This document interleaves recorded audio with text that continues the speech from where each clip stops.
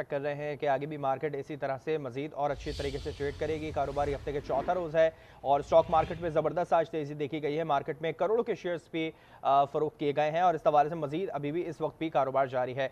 मुआशी तजियाकार आबिद सुलहरी साहब हमारे साथ मौजूद हैं। आबिद साहब, बहुत शुक्रिया आपके वक्त का।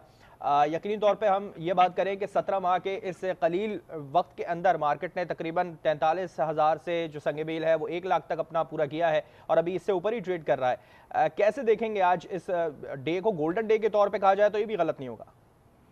जी, यकीनन ये एक बड़ा तारीख साज लम्हा है। पाकिस्तान की स्टॉक एक्सचेंज मार्केट में पहली दफा संग मील को अबूर किया और ये इन्वेस्टर के एतमाद का मजहर है जो कि वो पाकिस्तान की मुआशी पॉलिसीज और मुआशी सिमत पे है। जिस पर नाज़रीन के लिए बताता चलूँ कि तकरीबन 3 अहम फैक्टर्स होते हैं स्टॉक एक्सचेंज मार्केट के बेहतर या उसके बुरा परफॉर्म करने में।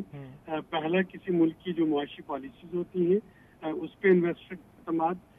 दूसरा जो है उस मुल्क का इंटरेस्ट रेट, अगर इंटरेस्ट रेट हाई होगा तो स्टॉक एक्सचेंज में एक्टिविटी कम होती है, अगर इंटरेस्ट रेट कम होता है तो स्टॉक एक्सचेंज में बेहतरी आती है। और तीसरा, जो खित्ते की बाकी स्टॉक एक्सचेंज मार्केट्स होती है उनके साथ एक मुवाजना।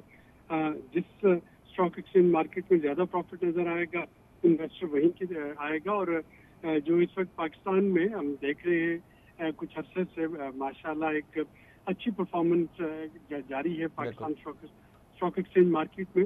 तो ये तीनों फैक्टर्स उस पर नुमाया है। हमारा इंटरेस्ट रेट जो है वो कम होना शुरू हुआ है खित्ते की स्टॉक एक्सचेंज मार्केट्स की निस्बत। यहाँ पे प्रॉफिट जो है वो ज़्यादा बेहतर मिल रहा है और मुआशी पॉलिसीज पे एक स्टेबिलिटी जो है वो नज़र आ रही है। इसमें जब पॉलिटिकल इंस्टेबिलिटी आती है तो हम देखते हैं कि शेयर्स की कीमत गिरती है, जैसे अभी चंद रोज पहले भी हुआ था। लेकिन जो ही सूरत हाल मामूल पे आती है स्टॉक एक्सचेंज मार्केट दोबारा से अपनी रेजिलियंस शो करती है और बाउंस बैक करती है। अच्छा, अब साहब हम यही जिक्र कर रहे थे कि तकरीबन 40 से 43,000 पे जब मार्केट मौजूद थी और उस वक्त भी ये कहा जा रहा था कि ये फॉल की तरफ जाएगी, मगर उस वक्त IMF का लोन सेंक्शन हुआ एक अच्छे परसेंटेज के साथ, फिर उस पर अपर 5% कैप लगा तकरीबन। उसके बाद से मार्केट ने बहुत अच्छा बूस्ट मारा है और अब तक जो है वो मजीद ट्रेड कर रही है। आगे भी क्या एक्सपेक्ट किया जा रहा है? और फिर इसकी वजूहत जिस तरह से आपने 3 पॉइंट्स जो 3 या 4 पॉइंट्स जो गिना है, इसके साथ साथ हम ये भी माने कि IMF का जो एतमाद है वो बहाल हुआ, फिर इंडिकेटर्स बेहतर हुए, सेक्टर्स बेहतर हुए, वो भी एक प्लस पॉइंट इसका।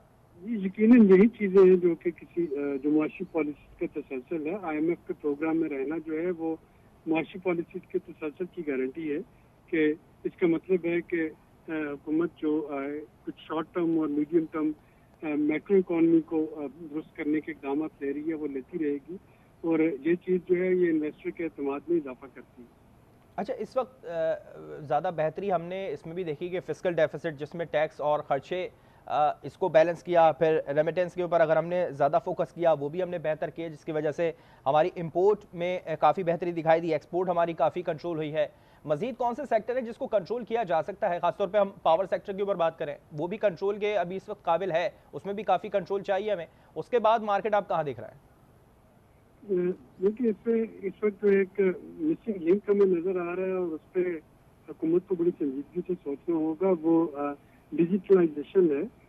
बदकिस्मती से हमारे यहाँ जो इंटरनेट की डिस्ट्रप्शन है उसकी वजह से सर्विसेज सेक्टर में और फ्रीलांसर उस तरीके से पाकिस्तान के पोटेंशियल को एक्सप्लोर नहीं कर पा रहे जैसे कि होना चाहिए। और बाकी तमाम जो पॉलिसीज हैं उनको तो जारी रखना होगा, लेकिन ये जो एक इंटरनेट की डिस्ट्रप्शन है इस पर हुकूमत को बड़ी संजीदगी से देखना होगा कि किस तरीके से जो बैन अवी जो इसमें सर्विस सेक्टर के जो बड़े प्लेयर हैं उनका एतमाद बहाल किया जाए। इस वक्त बदकिस्मती से पाकिस्तान का शुमार उन ममालिक में हो रहा है यहाँ पे कि इंटरनेट स्टेबिलिटी नहीं है और उस वजह से डर ये है कि कहीं हम अपनी जो एक डिजिटलाइजेशन की नेक्स्ट वेव है उस को मिस न कर जाए। ठीक है, आबिद साहब हमारे साथ मौजूद रहेगा, इस पे आपसे मजीद भी बात करेंगे। डॉक्टर खाका नजीब साहब मौजूद हैं, माहिर मुआशियात हमारे साथ हैं। डॉक्टर साहब बहुत शुक्रिया आपके वक्त का।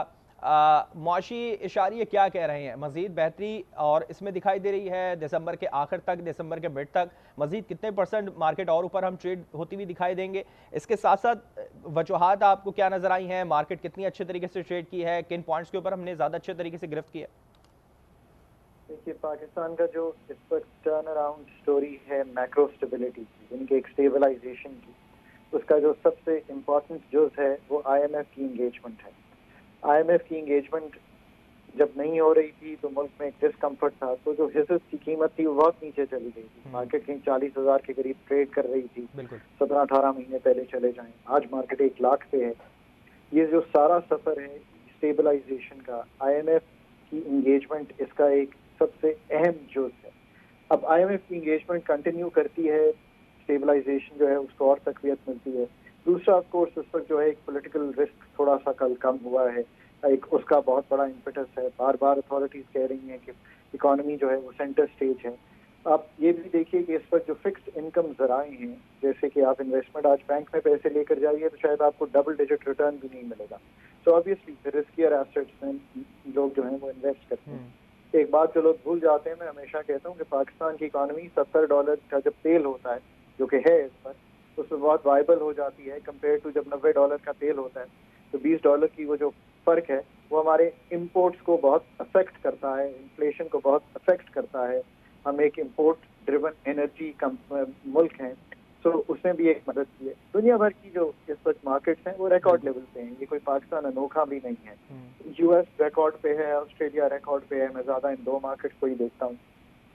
फिर आखिर में ये याद रखिए कि पाकिस्तान में इस वक्त जो स्टेबिलिटी है, इसको जब तक फंडामेंटल चीजें ठीक करके तब्दील नहीं करेंगे इनटू लॉन्ग टर्म, यानी लॉन्ग टर्म अगर हमें फैसले लेने हैं तो मजीद सेक्टर्स के ऊपर गिरफ्त अच्छी करनी पड़ेगी। डॉक्टर खाकान नजीब साहब बहुत शुक्रिया। आबिद सलाही साहब आपने भी वक्त दिया, आपका भी बहुत शुक्रिया।